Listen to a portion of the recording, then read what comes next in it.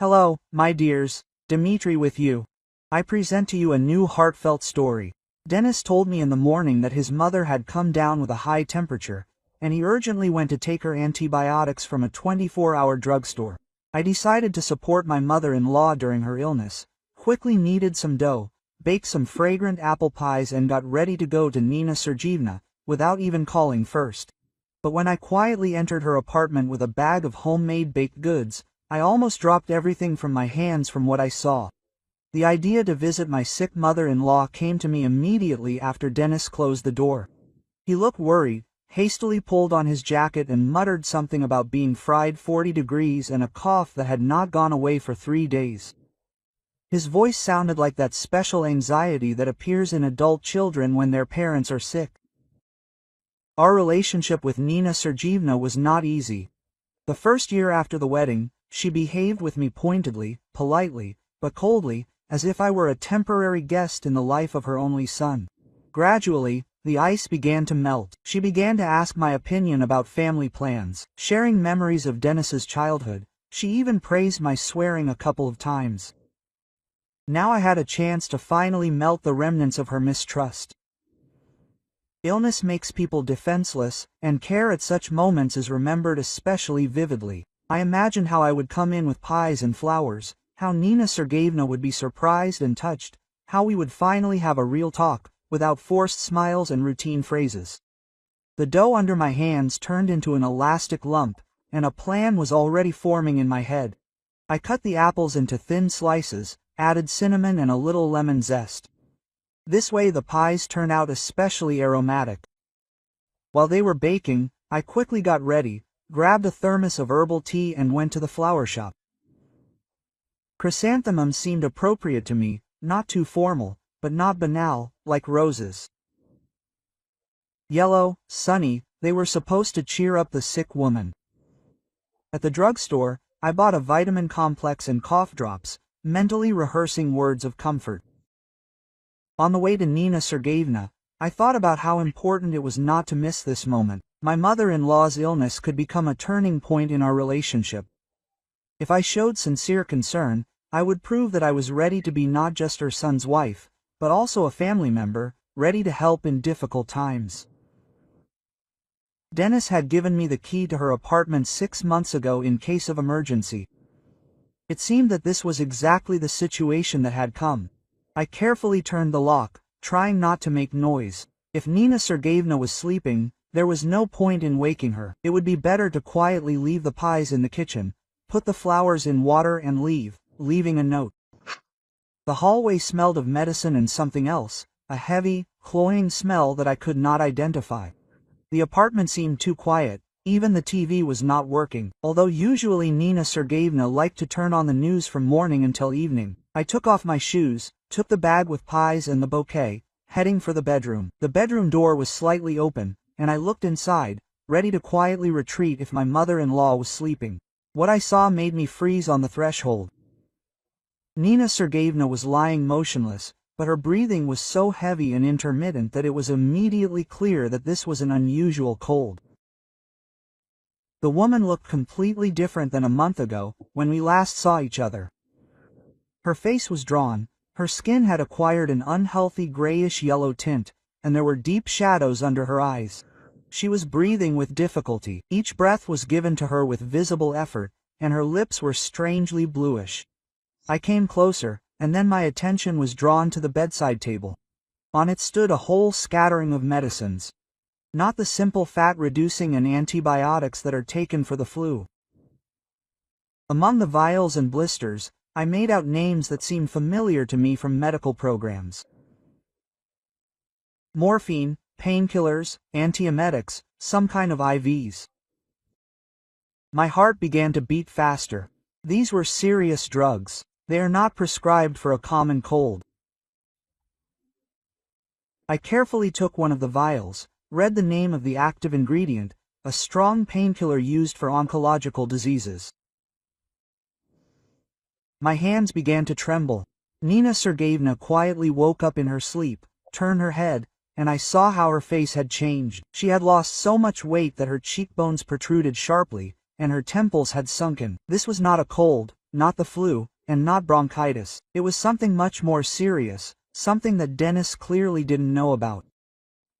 I left the bedroom, feeling my legs go weak. In the kitchen, I decided to put the flowers in water, but my hands were shaking so much that I almost broke the vase. My gaze fell on the trash can, and I automatically looked into it, hoping to find at least some explanation for what was happening. What I found there finally confirmed my worst suspicions. Empty packages of potent oncological drugs, extracts from the Regional Oncology Center, test results with seals and signatures of doctors. I took out one of the papers, and the words swam before my eyes. Diagnosis, stage, prognosis. Everything became clear. Nina Sergeyevna was seriously ill, possibly terminally ill, and was hiding it from her son. And Dennis, not suspecting anything, brought her antibiotics for a cold and left for work, thinking that in a couple of days his mother would be healthy. But judging by what I saw in the bedroom, it was not a cold at all. I returned to Nina Sergeyevna, sat down next to the bed and carefully called her name. The woman slowly opened her eyes, and in them I saw such pain and fatigue that my heart sank with pity. She looked at me with surprise, as if she did not immediately understand who I was and what I was doing here. Olga took out her phone with trembling hands and dialed the ambulance number. The dispatcher's voice seemed distant and unreal to her when she tried to explain the situation, not really knowing what exactly was happening to Nina Sergeyevna. The woman on the other end of the line calmly clarified the details: the patient's age, symptoms, medications taken. And Olga frantically recalled the names of the drugs from the bedside table. While she was talking on the phone, Nina Sergeyevna suddenly groaned quietly and tried to sit up. Her eyes were cloudy, her gaze wandering, but her lips were moving, saying something unintelligible. Olga came closer and leaned towards her mother-in-law, trying to make out the words. "Don't tell him," Nina Sergeyevna whispered, clinging to Olga's hand with her weak fingers. "Don't let him know. Promise me." Her voice was hoarse, intermittent.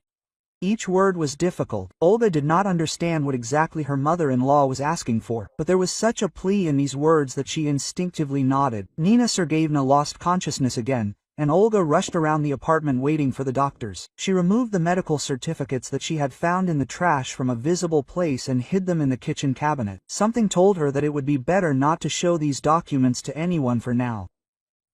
At least until she understood what was happening. The ambulance arrived after 15 minutes, which seemed like an eternity to Olga.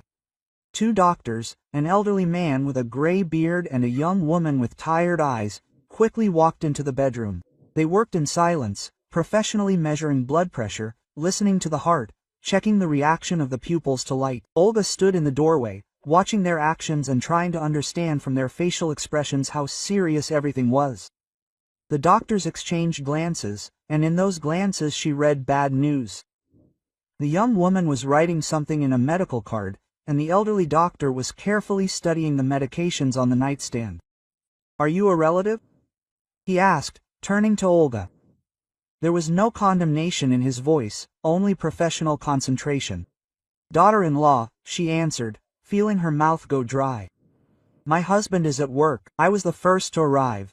Quote. The doctor nodded and asked her to go out into the hallway to talk. What he told her made Olga lean against the wall. Terminal stage pancreatic cancer, multiple metastasis, severe pain. Judging by the medications the patient is taking, she is under the supervision of an oncologist and is receiving palliative care. The doctor's words fell on her like stones. Each new medical definition sounded like a death sentence. "We recommend hospitalization in a hospice," the doctor continued. "There she will be provided with round-the-clock care and adequate pain relief. It is dangerous to remain at home in such a state. A coma or acute respiratory failure may develop." Olga listened to him and thought about Dennis, who had no idea about his mother's illness. At that moment, Nina Sergeyevna regained consciousness. Hearing voices in the corridor, she called Olga in a weak but insistent voice. The doctors allowed her to approach the patient, warning that the conversation should be short. The mother-in-law lay with her eyes closed, but when Olga sat down next to her, she squeezed her hand tightly.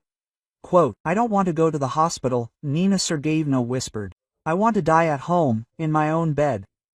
Tell the doctors I just have the flu, a bad cold. Dennis shouldn't know the truth. Not now.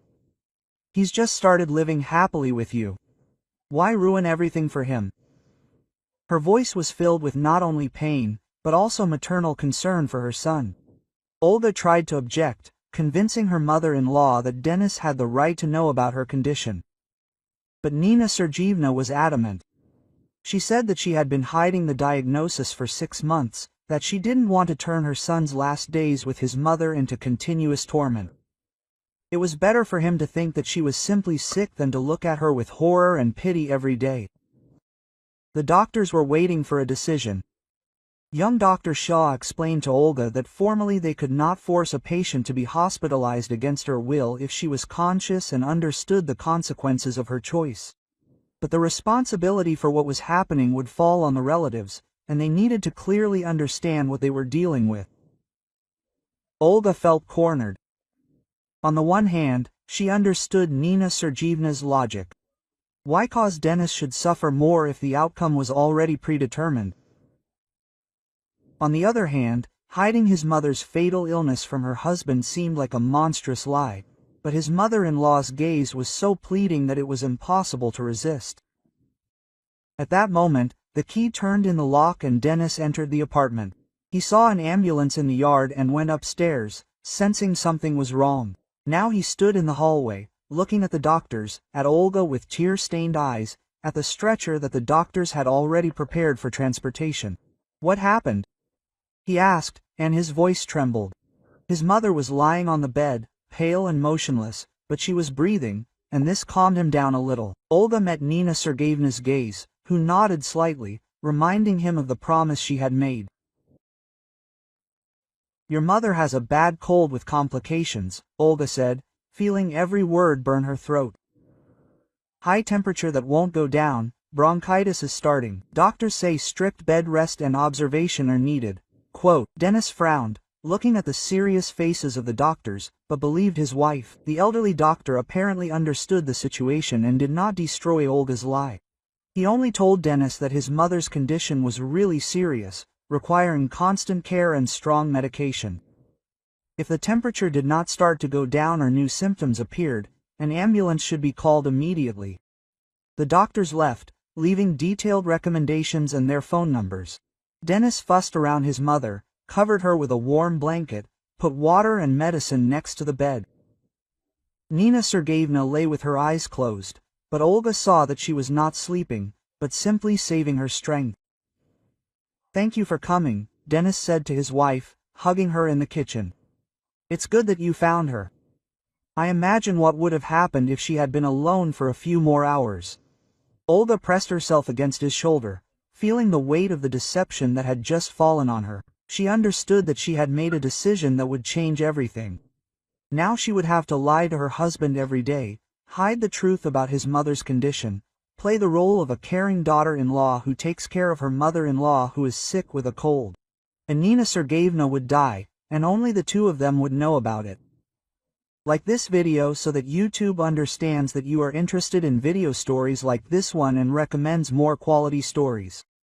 The next morning, Dennis took time off to look after his mother. He arranged her room like a real hospital ward, put a table with medicines next to the bed, a thermos with warm tea, a stack of clean towels. Olga watched his caring bustle and felt the weight of lies growing on her shoulders. Every tender word he said to his mother, every look of complete concern for her health caused Olga almost physical pain. While Dennis went to the pharmacy for fat-reducing drugs, Olga quietly talked with the local doctor.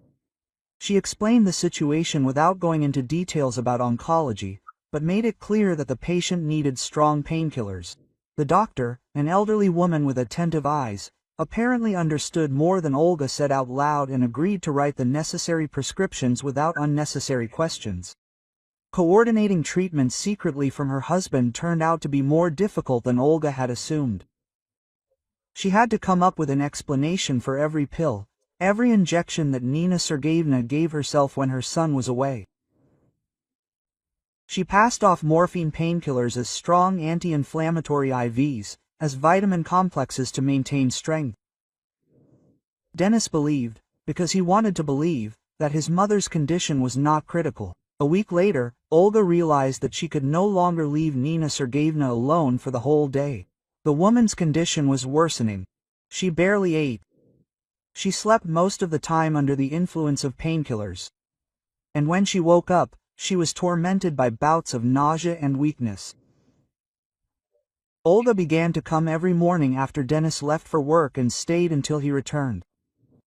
"I'm ashamed that I dragged you into this," Nina Sergeyevna said. "One of the rare moments of clear consciousness. You should have become my daughter, not a nurse." Olga straightened her pillows, changed her bed linen, fed her thin porridge with a spoon. During these days, a closeness was established between them that had not been there in 2 years of dating. Nina Sergeyevna told Olga the story of her illness. She was diagnosed 6 months ago, when the young couple had just begun to arrange their family life. The doctors immediately warned that the case was advanced, an operation was impossible. The only option left was supportive therapy. She decided not to tell anyone, especially Dennis, who was so happy about his marriage and making plans for the future. "I saw how happy he was with you," his mother-in-law explained. For the first time in many years, he was truly smiling, talking about the children you would have, about how you would live. "Why should I ruin his happiness with my problems? It would be better for him to remember me healthy than to suffer, looking at my suffering." Olga understood Nina Sergeyevna's logic, but this did not make it easier for her to lie to her husband. Dennis was really starting to suspect something. He noticed that his mother hardly touched the food that he cooked especially for her. Light broths, pureed soups, fruit purees. She refused everything, citing a lack of appetite due to a high temperature. But the temperature had not been there for several days, and her appetite had not returned. He was also alarmed by the fact that his mother was constantly sleeping. Previously, Nina Sergeyevna was a very active woman. Even when she was ill, she loved to watch TV, read, and talk on the phone with her friends. Now she lay with her eyes closed for 12 hours straight, waking up only to take medication. When Dennis asked about this, Olga explained that the body recovers during sleep. The number of medications the patient took also seemed strange. For a common cold, even a complicated one, the list of medications looked suspiciously long. Dennis tried several times to understand the prescriptions, but Olga distracted him with conversations about work, household chores, and plans for the weekend. She became a real master of changing the subject when the conversation turned to his mother-in-law's health. The hardest thing for Olga was to see Dennis making plans for the future with his mother. He said that when she recovered, they would go with the whole family to the dacha, which Nina Sergeyevna loved so much. He planned to invite her to their second wedding anniversary. He dreamed of how she would babysit their future children. Each such statement hit Olga like a blow. Nina Sergeyevna also heard these plans of her son and cried every time after his departure. She understood that she had less and less time left, and Dennis continued to live in the illusion that his mother would simply get sick and everything would return to normal. Sometimes she asked Olga to tell her son the truth, but then she changed her mind again, unable to cause him such pain. Olga felt how the lie was eating away at her from the inside. She began to sleep poorly, was constantly on edge, and snapped at Dennis over trifles. He attributed her condition to fatigue from caring for his sick mother-in-law and tried to be even more attentive and caring. His kindness only increased Olga's feeling of guilt. The turning point came on Wednesday of the 3rd week. Dennis returned from work earlier than usual and found his mother in a semi-fainting state. Olga was giving her a morphine injection, and Nina Sergeyevna was lying with her eyes closed, breathing shallowly and intermittently. She looked as if she was dying. "What's wrong with her?" Dennis asked, grabbing his mother's hand and trying to bring her to her senses. Olga explained that it was a reaction to the new medicine the doctor had prescribed for her cough, a strong drug, but necessary to prevent pneumonia from developing.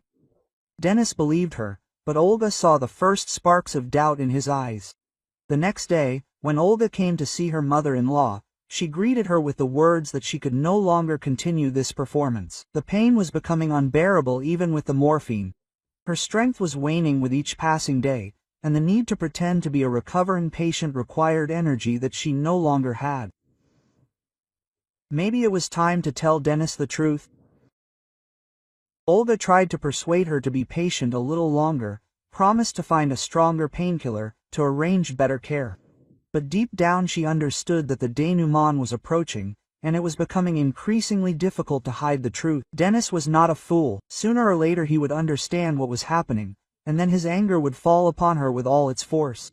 It was on this day, when Olga was tormented by doubts, and Nina Sergeyevna was falling into oblivion more and more often and for longer periods, that what they both feared happened. Dennis met a neighbor, Aunt Balia, in the yard, who inquired about his mother's health. The old woman, not suspecting anything, dropped a phrase that turned everything upside down. "And I saw her 6 months ago, as she left the oncology center," said Aunt Valia. She was so upset, she could barely drag her feet. I then wondered if she had fallen ill with something serious, but then forgot to ask. Dennis froze, feeling the earth slipping away from under his feet. Oncology center.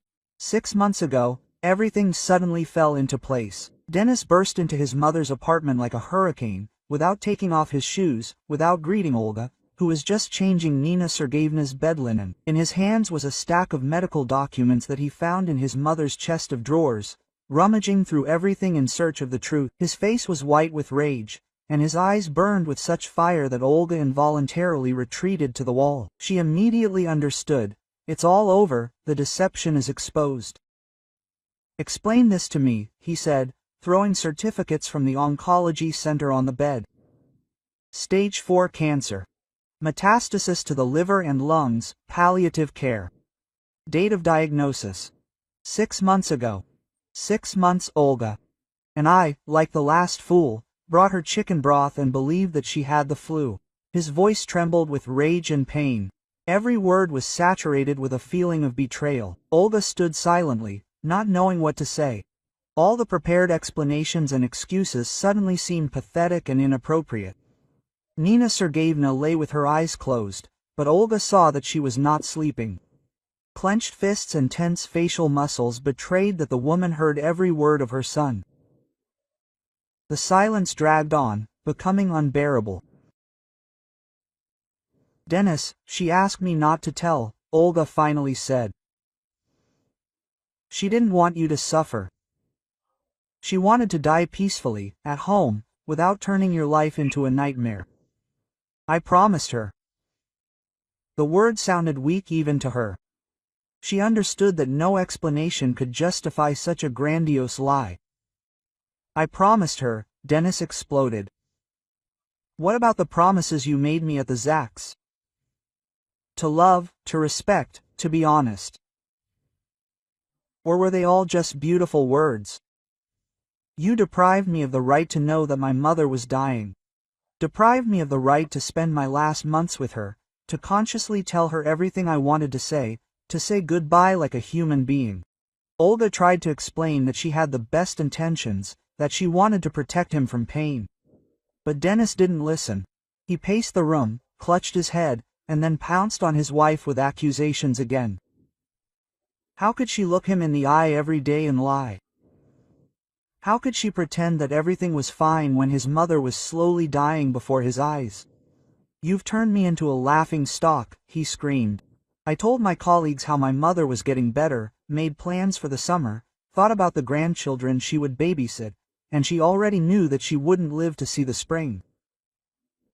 And you knew and kept silent. How could you be so cruel?" There was such pain in his voice that Olga felt tears streaming down her cheeks. At that moment, Nina Sergeyevna quietly groaned and opened her eyes.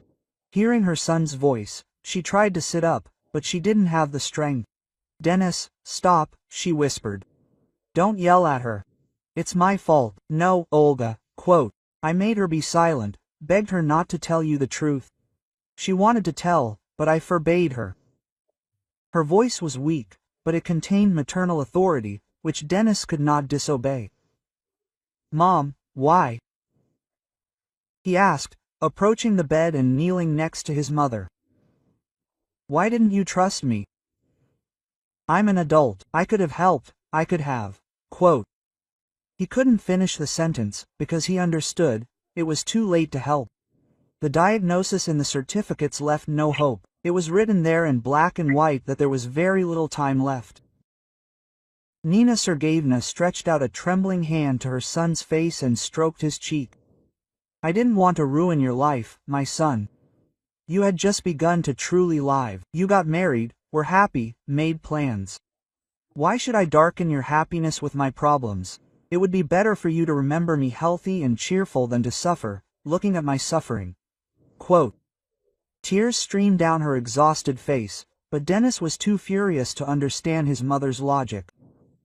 He jumped up from his knees and began to shout again, "You turned me into an idiot. All these months I lived in an imaginary world where my mother was just a little ill. But in reality she was dying, and I didn't even know, couldn't tell her how much I loved her. I couldn't prepare myself for the loss." Quote. He turned to Olga, and she saw such hatred in his gaze that she recoiled. "And you put on a show every day, told me about the temperature, about the cough, about the vitamins. You watched me buy her fruit, hoping that she would get better, and you kept quiet. How can you be so heartless? How can you mock a person who trusts you like that?" Olga tried to justify herself, explained that every lie hurt her, that she wanted to tell the truth many times, but the promise to this dying woman turned out to be stronger. She talked about how hard it was for her to come here every day, take care of her mother-in-law, give injections, change her underwear, feed her with a spoon, knowing that all this was useless. But Dennis did not want to listen. It seemed to him that his wife and mother had conspired against him, deprived him of the right to participate in the most important event of his life, the farewell to his mother. He felt betrayed, humiliated, excluded from his own family. The people closest to him had been deceiving him for months, and it was unbearable. Nina Sergeyevna listened to their quarrel and cried. She understood that her attempt to protect her son from suffering had turned into even greater pain. Now he was not only losing his mother, but also feeling betrayed by the people closest to him. "Forgive her, Dennis," she begged. "Olga is a good girl. She did everything I asked. Don't ruin your marriage because of my stupid decisions." "Your decisions?" Dennis exploded. "Yes, she could have made the decision to tell me the truth herself. She could have shown basic respect for her husband. But no.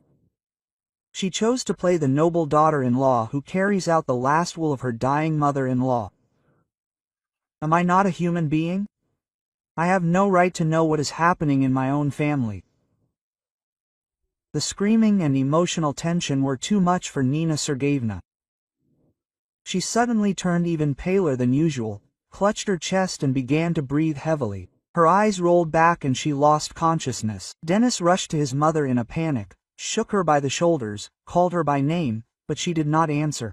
"What have you done?" he shouted at Olga. "You killed my mother with your lies. If I had known the truth from the very beginning, everything would have been different. We would have treated her normally, in a good clinic.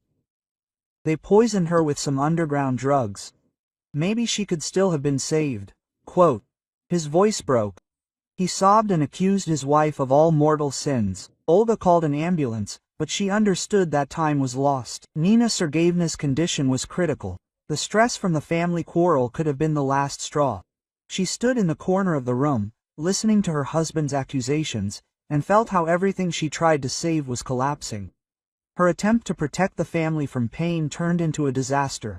Dennis did not leave his mother's side, held her hand, whispered words of love and repentance. "Mom, please don't die. Forgive me for yelling. I didn't mean to upset you. I love you more than anything in the world, but it was too late." Nina Sergeyevna lay motionless.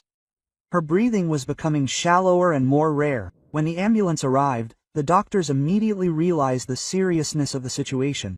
They quickly prepared the patient for transportation, connected oxygen, and gave an injection to maintain cardiac activity.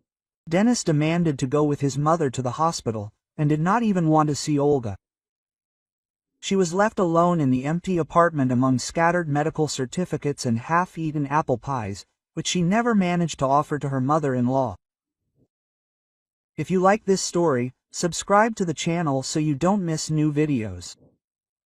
Olga got to the hospital only in the evening, having spent several hours getting herself together and finding the strength to meet Denis. She was afraid of his reaction, but she could not leave Nina Sergeyevna alone in her last hours. In the corridor of the intensive care unit, she found her husband sitting on a plastic chair, his face buried in his hands. He looked 10 years older. His shoulders were shaking from silent sobs.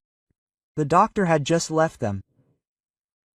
An elderly man with tired eyes, who had seen too many deaths to hide the truth behind beautiful words.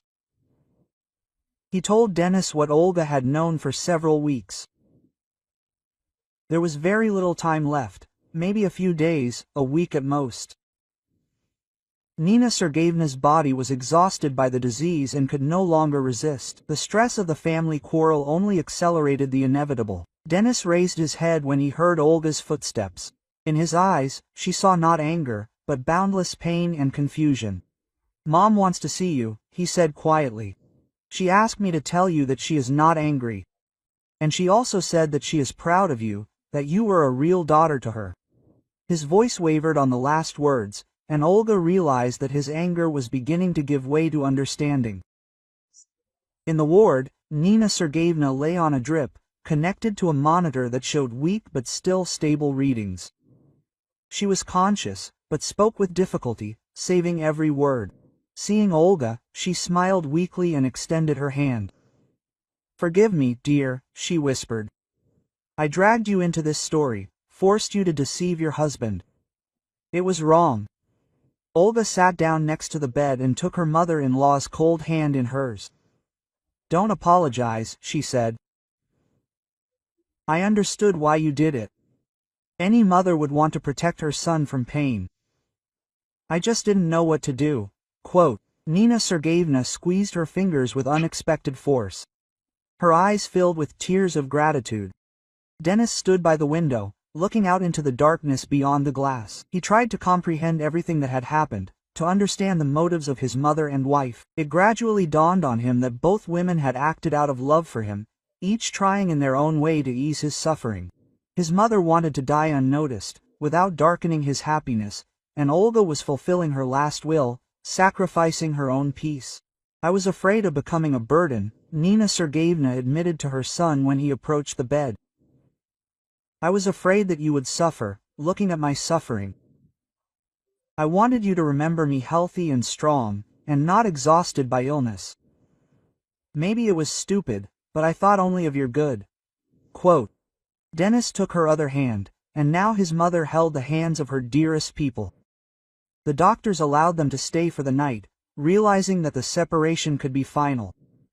Denis brought pillows and blankets from home, made an improvised bed for Olga in an armchair, and settled down on a folding bed next to his mother's bed. They spoke quietly, so as not to disturb the other patients. They shared memories, made plans that would never come true. Nina Sergeyevna asked her son's forgiveness for depriving him of the opportunity to prepare for the loss. She told him about her fears, about how hard it was for her to hide the pain and weakness, to pretend to be healthy when every day was a huge struggle. But the most terrible thing for her was to imagine that her son would suffer seeing her torment, that their last meetings would be overshadowed by the hospital atmosphere and hopelessness. Denis listened and finally understood what a burden lay on Olga's shoulders.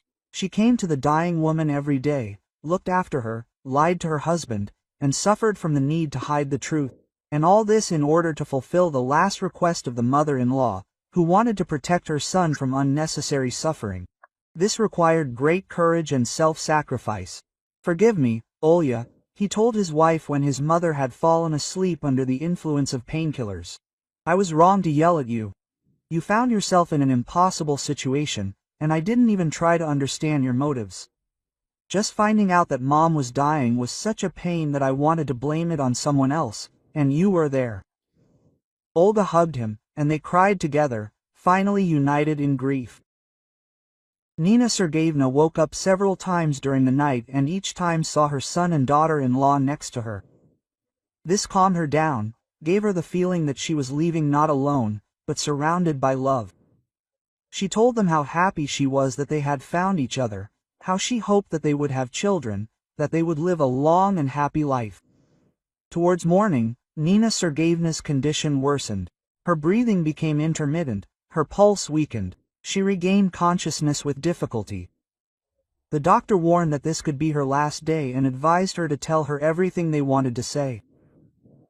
Denis held his mother's hand and whispered words of love and gratitude for everything she had done for him, for giving him life and raising him to be a worthy person.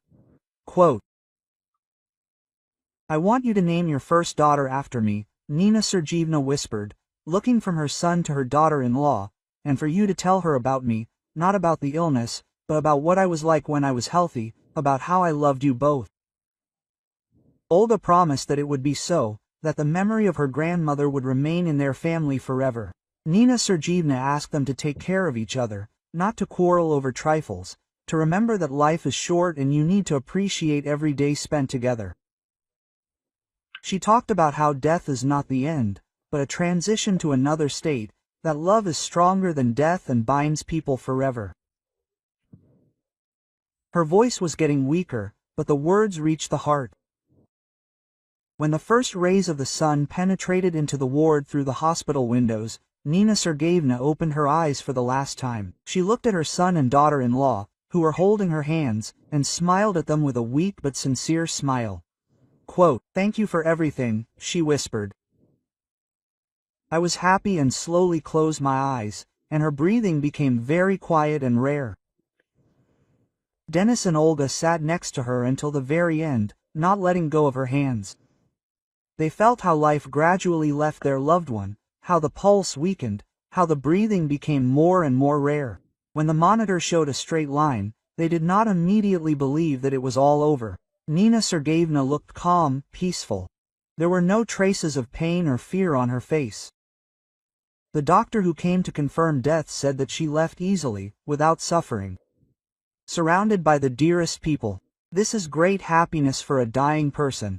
Not to be alone at the last moment. Denis and Olga sat next to Nina Sergeyevna's body for a long time, unable to believe that the woman who had spoken to them only yesterday was now silent forever.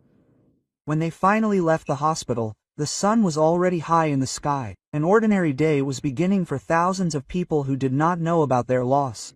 Denis hugged his wife, and they stood like that for several minutes, supporting each other. Now they were connected not only by love, but also by a common grief, a common memory of the woman who loved them both and in the last days of her life managed to bring them truly together. I recommend listening to these two stories that you see on the screen. I am sure that you will like them, and in the comments to this video, you will find a link to a selection of the best stories from all over the internet. Thank you for watching.